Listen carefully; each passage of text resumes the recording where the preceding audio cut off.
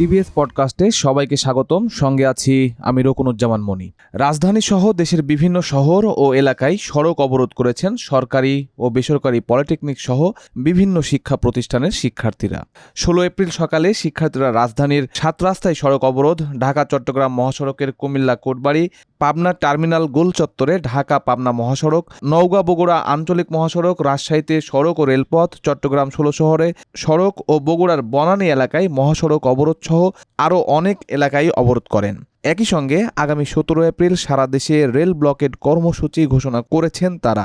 হঠাৎ কেন তাদের একযোগে আন্দোলনে নামতে হলো, দাবি আদায়ে কেন তাদের এমন জনদুর্ভোগের মতো কর্মসূচি নিতে হলো, আজ আমরা কথা বলবো এসব বিষয়ে। আমাদের সঙ্গে যুক্ত আছেন ঢাকা পলিটেকনিক ইনস্টিটিউটের শিক্ষার্থী ও কারিগরি ছাত্র আন্দোলনের কেন্দ্রীয় প্রতিনিধি জোবায়ের পাটোয়ারি। আপনাকে স্বাগতম। আজ সারাদিন অর্থাৎ 16 এপ্রিল আপনারা দেশের বিভিন্ন প্রান্তে সড়ক অবরোধ করে একটি আন্দোলন করলেন এবং আগামীকাল অর্থাৎ 17 এপ্রিল আপনারা সারা দেশে রেল ব্লকেট কর্মসূচি ঘোষণা করেছেন। আমি একটু জানতে চাই আপনাদের দাবিগুলো কি? আমাদের মূলত দাবি হচ্ছে 6টা। আমাদের দাবিগুলো আমি পর্যায়ক্রমিকভাবে বলছি। প্রথম দাবিটা হচ্ছে জুনিয়র ইন্সট্রাক্টর পদ, যেটা আমাদের শিক্ষকতার পদ পলিটেকনিক ইনস্টিটিউটের। জুনিয়র ইন্সট্রাক্টর পদে ক্রাফট ইনস্ট্রাক্টররা রিট করে একটা, সেই রিটটা হাইকোর্ট কর্তৃক মেনে নেয় এবং তাদের জুনিয়র ইন্সট্রাক্টর পদে 50% প্রমোশন বা হচ্ছে অ্যাট এনি কাউন্ট যে কোনো প্রমোশনের রায় তারা প্রদান করে। তো সেই ক্ষেত্রে আমরা সাধারণ শিক্ষার্থীরা 2024 সালের 19 সেপ্টেম্বর থেকে এই ক্রাফট ইনস্ট্রাক্টরদের বিরুদ্ধে আন্দোলন করে আসছে। এর মূল ধারাবাহিকতা এবং পরিপ্রেক্ষিত ছিল যে 21 সালে তৎকালীন ফ্যাসিস্ট স্বৈরাচার হাসিনা একটা অবৈধ নিয়োগ করে, যে নিয়োগ বিজ্ঞপ্তি প্রকাশ করা হয় নিয়োগ শেষ করার সম্পন্ন করার পরে, এবং প্রত্যেক যারা নিয়োগ প্রাপ্ত হয়েছে প্রত্যেকে তারা জেনারেল থেকে অনার্স মাস্টার্স পাস করা, যারা আমাদের মূলত ক্রাফট ইনস্ট্রাক্টর এবং আমাদের ওয়ার্কশপ এবং ল্যাব গুলোতে হচ্ছে আমাদের টুলস মেনটেন করা, আমাদের হচ্ছে ইনস্ট্রুমেন্ট গুলো আমাদেরকে গুছিয়ে দেওয়া, আমাদের মাঝে মাঝে বিভিন্ন প্র্যাকটিক্যাল হেল্প করা, এটা হচ্ছে তাদের দায়িত্ব। এখানে আসলে মূলত যারা আসতো পূর্বে 21-এর পূর্বে, সেটা ছিল এইচএসসি এবং এসএসসি ভোকেশনাল থেকে যে সকল শিক্ষার্থীরা পাশ করতো তারা একমাত্র ক্রাফট ইনস্ট্রাক্টর হতে পারতো, জেনারেলরা এখানে আসতে পারতো না। মানে অনার্স মাস্টার্স পাস করা কি সারা দেশে একসঙ্গে সমস্ত পলিটেকনিক্যালে ছিল? জি, এটা শুধুমাত্র পলিটেকনিকটা টেকনিক্যাল স্কুল এন্ড কলেজ সহ, মানে টোটালি কারিগরি সিস্টেমে আর কি এই নিয়োগ বিজ্ঞপ্তিটা প্রকাশ করা হয়েছিল। বিজ্ঞপ্তি প্রকাশ করা হয় কিন্তু নিয়োগ বিধি সংশোধন ছাড়া, মানে আগে যে এইচএসসি এবং এসএসসি ভোকেশনাল ছিল সেটার সংশোধন ছাড়া নিয়োগ বিজ্ঞপ্তি প্রকাশ করা এবং নিয়োগ সম্পন্ন করার পরে হচ্ছে নিয়োগ বিধি সংশোধন করা হয়। এবং যাদেরকে নিয়োগ দেওয়া হয়েছে তারা হচ্ছে জেনারেল থেকে আসছে 2181 জনের নিয়োগ দেওয়া হয়। বর্তমানে তাদের মধ্যে থেকে 1500 জন আছে আর কি পলিটেকনিক এবং TSC technical school and college প্রতিষ্ঠানে। এই নিয়োগটা হচ্ছে বাংলাদেশের ইতিহাসের সবচেয়ে দ্রুততম নিয়োগ, যাদের ভাইবা নেওয়া হয় রাতের বেলা, এবং 10 দিনে আমার মনে হয় না বাংলাদেশের কোনো নিয়োগ সম্পন্ন হয়েছে, যেটা তৎকালীন ফ্যাসিস্ট হাসিনা সরকার এটা করেছে। তার দোসর তৎকালীন সচিব যিনি ছিলেন তিনি এই নিয়োগ বিজ্ঞপ্তিটা প্রকাশ করেন, এবং যে কোনো নিয়োগ বিজ্ঞপ্তি ক্রাফট ইনস্ট্রাক্টরের প্রকাশ করার ক্ষেত্রে কারিগরি শিক্ষা অধিদপ্তরের মহাপরিচালকের সিগনেচার লাগে, সেই সিগনেচারটাও নেওয়া হয় নাই এই নিয়োগে। তাদেরকে নিয়ে মূলত সমস্যাটা ছিল। তাদেরকে কেন্দ্র করে, তাদেরকে ইউজ করে 21-এর পূর্বে যে সকল ক্রাফট ইনস্ট্রাক্টর ছিল তারা আমাদের জুনিয়র ইনস্ট্রাক্টর শিক্ষকতার পদে রিট করে যে তারা প্রমোশন চায়, এবং তাদের কারণে আমাদের জুনিয়র ইনস্ট্রাক্টর যারা আছে নতুন যারা নিয়োগ পেয়েছে, আপনারা জানেন কারিগরি সেক্টরে 88% শিক্ষক সংকট, আমাদের 3000 জুনিয়র ইনস্ট্রাক্টর নিয়োগ আটকে ছিল প্রায় 3 বছর। তাদের কারণে আমরা কোয়ালিটি অফ এডুকেশন এনশিওর করতে পারতেছিলাম শুধুমাত্র এই ক্রাফট ইনস্ট্রাক্টরদের কারণে। তাদেরকে নিয়ে আমাদের মূল আন্দোলন গড়ে ওঠে, এবং পাশাপাশি আমাদের যখন দেখতেছি যে আমরা ডিপ্লোমা শিক্ষার্থীরা আমরা সব দিক দিয়ে অবহেলিত হচ্ছি, আমাদের 10ম গ্রেডের নিশ্চয়তা, আমাদের উচ্চশিক্ষা থেকে সুযোগ, আমাদের দেশের আমাদের হচ্ছে যেই পড়াশোনার মানদণ্ড সেটা আমরা স্টেবল করতে পারতেছি না আমাদের শিক্ষার্থীদের ক্ষেত্রে, তখন আমরা পর্যায়ক্রমিকভাবে 6 দফা দাবি নিয়ে আসি। আমরা এখন যেটা জি, আমাদের 1 নম্বর দাবিটা একদম স্পষ্ট ক্লিয়ার যে জুনিয়র ইনস্ট্রাক্টর পদে কোন ক্রাফট ইনস্ট্রাক্টরদের প্রমোশন দেওয়া যাবে না, হাইকোর্ট কর্তৃক সেই রায়টি বাতিল করতে হবে। পাশাপাশি তাদের নামের পরিবর্তন করতে হবে, মামলার সাথে সংশ্লিষ্ট যারা তাদেরকে স্থায়ী চাকরিচ্যুত করতে হবে, এবং 2021 সালের নিয়োগটা সম্পূর্ণ বাতিল করতে হবে। 1 নম্বর দাবি শেষ। আমাদের 2 নম্বর দাবি হচ্ছে আমাদের ডিপ্লোমা ইঞ্জিনিয়ারিং কোর্সে আমরা দেখতেছি যে যে কোনো বয়সে ভর্তির সুযোগ দেওয়া হয়েছে, সেটা বিগত অনেক বছর ধরে চলতেছে, যেটা আগে ছিল না। তো যে কোনো বয়সে ভর্তির সুযোগটা আমরা বাতিল চাই, কারণ একজন এসএসসি পরীক্ষার্থীর সাথে একজন 30 বছর বা 35 বছর শিক্ষার্থী কখনোই ক্লাস করতে পারেন, এটা আমরা কখনোই মানবো না।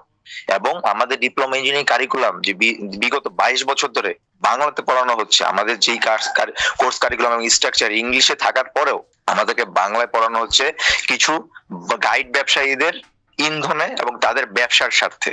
তো আমরা চাই আমাদের কোর্স কারিকুলাম স্ট্রাকচার পূর্বের ন্যায় একদম অ্যাপ্লাইড করতে হবে আমাদের ইনস্টিটিউট গুলোতে ইংলিশে, এবং আন্তর্জাতিক বিশ্বের আদলে কারিগরি শিক্ষার প্রবিধান এবং কোর্স স্ট্রাকচার প্রোভাইড করতে হবে।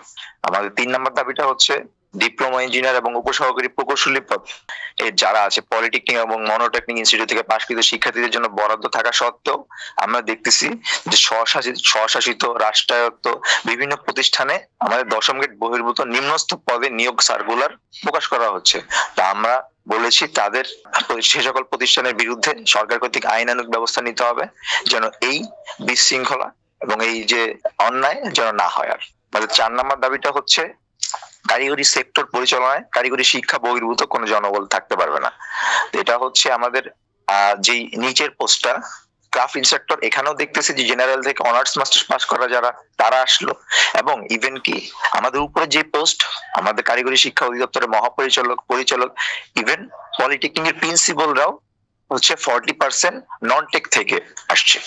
এবং কারিগরি শিক্ষা অধিদপ্তরের মহাপরিচালক একজন টেকনিক্যাল পার্সনের রুলস থাকা সত্ত্বেও এখানে অ্যাডমিন ক্যাডার থেকে বারবার সংযুক্তিতে প্রেরণ করা হচ্ছে। তা আমরা চাই অনতি বিলম্বে এই প্রত্যেকটা পোস্টে টেকনিক্যাল পার্সন আসুক, এবং অতি দ্রুত এটা আইনের মাধ্যমে নিশ্চিত করতে হবে যে নন টেকনিক্যাল পার্সন কারিগরি সেক্টর পরিচালনা করতে পারবে না।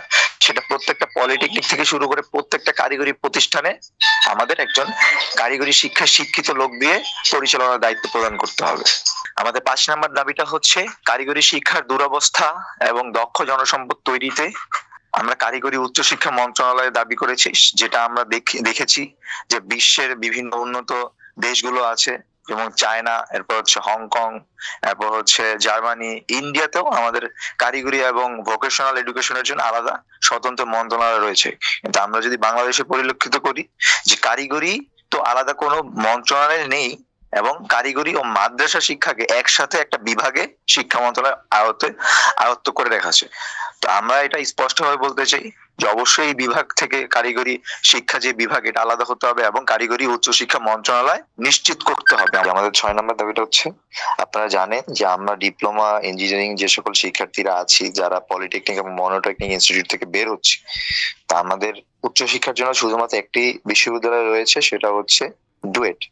এবং পাশাপাশি যে সকল বিশ্ববিদ্যালয়ে ভর্তির সুযোগ দেওয়া হয়েছে সেখানে জেনারেল কোয়েশ্চেন প্যাটার্নে পরীক্ষা হচ্ছে। তো আমরা 4 বছর টেকনিক্যাল সিস্টেমে পড়াশোনা করি, আমরা হচ্ছে জেনারেল কোয়েশ্চেন প্যাটার্নে পরীক্ষা দিয়ে যে সাধারণ শিক্ষার্থীরা তেমন ইচ্ছুক না আসলে, তো সেক্ষেত্রে সেদিকে মুভ করতে পারে না। তো আমরা এর জন্য আমাদের স্বতন্ত্র বিশ্ববিদ্যালয় দাবি করেছি, একটি টেকনিক্যাল বিশ্ববিদ্যালয় প্রতিষ্ঠা করতে হবে, এবং পাশাপাশি যে 4টি নির্মাণাধীন ইঞ্জিনিয়ারিং কলেজ রয়েছে সেটাতে অস্থায়ী ক্যাম্পাসের মাধ্যমে হলেও আগামী সেশন থেকে আমাদের ক্লাস কার্যক্রম শুরু করে দিতে হবে, সেটা ডুয়েটের আওতাভুক্ত করে। মোটা দাগে 6টি দাবি আপনাদের ছিল, জি তাই তো? জি 6টা দাবি এটা ছিল। জি আচ্ছা, আপনারা কি আপনাদের এই দাবির বিষয়গুলো নিয়ে নিজ নিজ শিক্ষা প্রতিষ্ঠানে কথা বলেছেন, বা আপনাদের প্রতিষ্ঠানে যারা আছেন দায়িত্বশীল তারা আপনাদের এই বিষয়গুলো নিয়ে কি বলেছেন? জি আমরা আমাদের প্রতিষ্ঠানের দায়িত্বশীল যারা আছে মূলত হচ্ছে সবচেয়ে বেশি দায়িত্বশীল যিনি প্রিন্সিপাল। তো সেই ক্ষেত্রে আমরা যদি ঢাকা পলিটেকনিক ইনস্টিটিউটের কথা চিন্তা করি, আমাদের হচ্ছে প্রিন্সিপালই নন টেক থেকে এসেছে।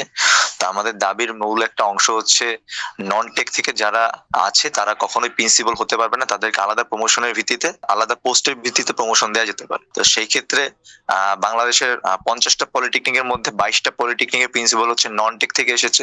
সেই ক্ষেত্রে আমরা আমাদের ক্যাম্পাস প্রশাসন থেকে তেমন কোনো ফলাফল বা আশানুরূপ কোনো কিছুই পাইনি। আমরা কারিগরি শিক্ষা অধিদপ্তর, কারিগরি শিক্ষা বোর্ড, এমনকি সচিবালয় বারবার মুভ করেছি, যেটা আমরা বিগত 8 মাস ধরে করে আসছি, কিন্তু আমরা তেমন কোনো কাঙ্ক্ষিত ফলাফল নিশ্চিত করতে পারিনি। আপনাদের এই আন্দোলনের সঙ্গে বেসরকারি পলিটেকনিক্যালের শিক্ষার্থীরাও যুক্ত আছেন।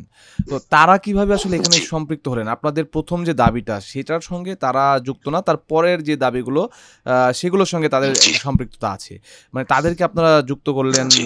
কিভাবে? বা তারা আসলে এই আন্দোলনে ওতপ্রোতভাবে জড়িয়ে গেল কিভাবে? আসলে কারিগরি শিক্ষার মান উন্নয়ন থেকে শুরু করে, কারণ পলিটেকনিকে যে সকল শিক্ষার্থীরা ভর্তি হয় তাদের আসলে ওই উচ্চশিক্ষার সুযোগটা কিন্তু অনেকে জানে যে আমি উচ্চশিক্ষা নিতে পারবো না। তো তখন তাদের একটাই গোল থাকে, সেটা হচ্ছে আমার 10ম গ্রেডের আমার অধিকার নিশ্চিত করা। সেক্ষেত্রে আমরা দেখতে পাচ্ছি যে 10ম গ্রেডে আমাদের বিভিন্ন দিক থেকে ষড়যন্ত্র করা হচ্ছে। বিএসসি রা বিভিন্নভাবে আমাদেরকে ষড়যন্ত্র করে আমাদের 10ম গ্রেডটা ওপেন করে দিতে চাচ্ছে। এমনকি হচ্ছে তাদের যে সকল প্রতিষ্ঠানগুলো আছে তাদের ল্যাব ফ্যাসিলিটিস থেকে শুরু করে তাদের যে একাডেমিক কারিকুলাম, সেটা সম্পূর্ণ ত্রুটিপূর্ণভাবে পরিচালনা করা হচ্ছে, যেটা আমরা সম্পূর্ণ বিরোধিতা করি। লেজুর ভিত্তিক যে সকল পলিটেকনিক ইনস্টিটিউট গুলো গড়ে উঠেছে এগুলোর আমরা প্রতিবাদ জানাই। যে সকল ইনস্টিটিউটের তারা সুবিধা পাচ্ছে না, তারা টাকার পর টাকা দিয়ে যাচ্ছে কিন্তু তারা কোনো কোয়ালিটি পাচ্ছে না, তারা শুধুমাত্র সার্টিফিকেট দিয়ে বের হয়ে যাচ্ছে, তারা এই জিনিসটা রিয়েলাইজ করতে পেরেছে। এবং যে সকল প্রিন্সিপাল গুলা হচ্ছে নন টেক থেকে এসেছে তাদেরও জেনারেল থেকে অনার্স মাস্টার্স পাস করে প্রিন্সিপাল হয়েছে। তো তারা এটারও বিরোধিতা করে, এবং তাদের পক্ষ থেকে অনেক বড় একটা অংশ এটা বিরোধিতা করে যে জেনারেল থেকে অনার্স মাস্টার্স পাস করা কোনো প্রিন্সিপাল কোনো পলিটেকনিকে হতে পারে না। ওকে, আপনাদের অবস্থানটা আসলে আমরা বুঝতে পেরেছি। আমি একটু জানতে চাই, আজকে সারাদিন আপনারা দেশের বিভিন্ন জায়গায় সড়ক অবরোধ করে আজকে আপনারা আপনাদের আন্দোলন পরিচালিত করলেন। আপনারা নিশ্চয়ই জানেন যে এর ফলে আসলে দেশের বিভিন্ন প্রান্তেই তীব্র যানজট, বিশেষ করে ঢাকা শহরের কথা যদি আমরা বলি, একটি তীব্র যানজটের তৈরি হয়েছে এবং জনদুর্ভোগও কম নয়।